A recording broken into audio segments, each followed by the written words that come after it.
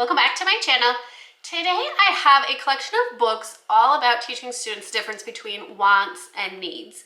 Now, I think this is a really important concept, especially around the holidays. We're inundated with all of these images and commercials and things about things that we need but don't necessarily need them. It's more of a want. This can be really tricky for students. Explaining to them that a need is something that we require to live comfortably, and a want is something that's not essential to our life. It would just be nice to have it as something extra. Now, kids always think everything's a need. A puppy is a need, a new teddy bear is a need, that candy bar is a need. And it's really tricky, and it's tricky for adults, let's face it, to understand the difference between those needs and wants. Like I said, especially when we're inundated with all of these things that stores and companies are insisting that we need when we really don't. But being able to differentiate between these two is an important first step for kids in understanding those more difficult economic concepts. So starting this off young will really help students as they get further on in life. Now, whenever something is tricky to explain, I always turn to picture books because they always have a wonderful way of connecting with students, meeting them where they are, and engaging them in these concepts that are tricky. So today I have a collection of books that really explain the difference between wants and needs in ways that students will understand. And if you stay to the end, I also have a lesson to go along with one of the books that will help you break it down even further and really bring the book to life so that students internalize the concept and can use it going forward in life. Now, let's jump into those books.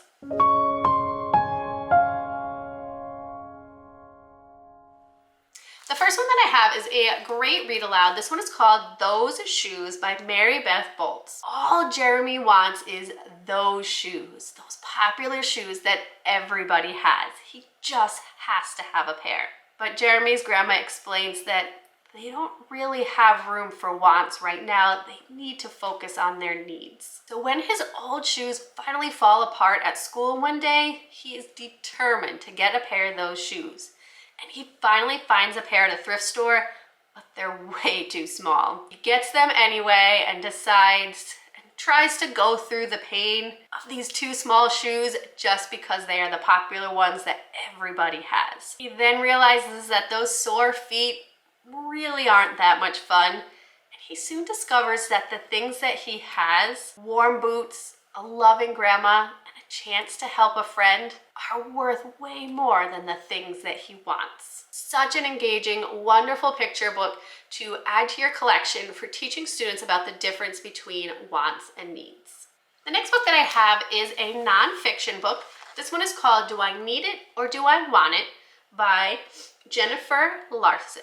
This one breaks down and gives definitions between wants and needs and gives examples of both and helps students to understand why we have wants and needs, what the difference between them is, and it dives more into budgeting and saving money and making choices with the money that we have. It breaks it down into language that's easy for students to understand, but kind of gives them an overview, not only of wants and needs, but about saving money and budgeting. So I think this would be an interesting one to read with your students as well. The next book that we have is one of my favorites. This one is called Last Stop on Market Street by Matt de la Peña. Every Sunday after church, CJ and his grandmother get on the bus to go across town. But on this day, CJ kind of starts to wonder, why doesn't he have a car like his friend? Why can't he have an iPod like the boys on the bus? How come they always have to get off in the dirty part of town? Each one of these questions that CJ asks is met with an encouraging, loving answer from his grandma. And she really helps him see the beauty that's all around him and in the things that he has. And it shows us that even when you don't have a lot, you can still help others. Since at the end of the story, we see him get off the bus with his grandma at the soup kitchen and he's helping out and volunteering with her there. So even though he and his grandma don't have a lot, they can't get that car or that iPod, they can help others. And I think this is encouraging for students to understand that even if they don't have a lot, they can still help others. And even if they do have a lot, it's a great way to reach out and help others. And again, understanding that we might want that iPod, or we might want to be able to drive in the car, but sometimes our needs and our wants are very different from others. Another book I have is The Can Man by Laura Williams. In this story, Tim's birthday is just a week away and he really wants a brand new skateboard, but he knows that times are tight and his family just can't afford to get him one right now. As he starts to think about what he can do to earn money to get this skateboard, he hears the can man down the street collecting cans that he's going to trade in for money. And this man who is homeless gives Tim the idea that he could start collecting cans too, and he can get money for his skateboard. By the end of the week, he has almost reached his goal, but then an encounter with the can man gives him a change of heart. This one encourages readers again to think beyond themselves and think about how we can help others and kindness that we can show others, especially when their needs are different than our own. That we can make a difference in people's lives, and that sometimes what we want is not as important as what other people need. Again, this one will give your students a lot to think about when talking about needs and wants. This next one is a fun one. Alexander Who Used to Be Rich Last Sunday by Judith Forst. On Sunday, Alexander gets some dollar bills from his grandparents and he thinks that he is rich. And so he makes a list of all the things that he wants to use his money for. But then as the week goes on, that money slowly starts to disappear. That money is burning a hole in his pocket and he's just buying anything that he can and using his money in any way that he can, which might not be the smartest. And Alexander learns an important lesson by the end of the story. This is a good one for talking to students about, especially those kids who, once they have that money and it's burning a hole in their pocket, they feel like they need to use it right away without really thinking through what they're going to use it for or what things are important. And it's talking about how wants are okay, but we need to think about what we truly want, not what we just want in that moment. And to go along with that concept, I have The Pigeon Wants a Puppy by Mo Willems. And this one doesn't actually have anything to do with money, but in the story, the pigeon really wants a puppy. He says that's all he's ever wanted, well, since last Tuesday. But again, it addresses that concept that what we want right this minute might not be what we truly want, and that we need to take a step back and think about it. So moving beyond just the wants versus needs, but thinking about what we want. And again, will help students understand the difference between wants and needs. Are there needs that need to be met before we can get something that we want? And the thing that we want, do we really want it? Because in this story, Pigeon really wants a puppy, and then he comes face to face with an actual puppy, and he's not sure he wants one anymore. And very quickly, he changes his mind to something different that he wants. A fun, silly story, but addresses that concept of wants and wants versus needs. And the last book that I have is Wants versus Needs versus Robots by Michael Rex. This book shows us that what we want isn't always what we need. And this one is a fun story because it's not using people as the characters, it has robots.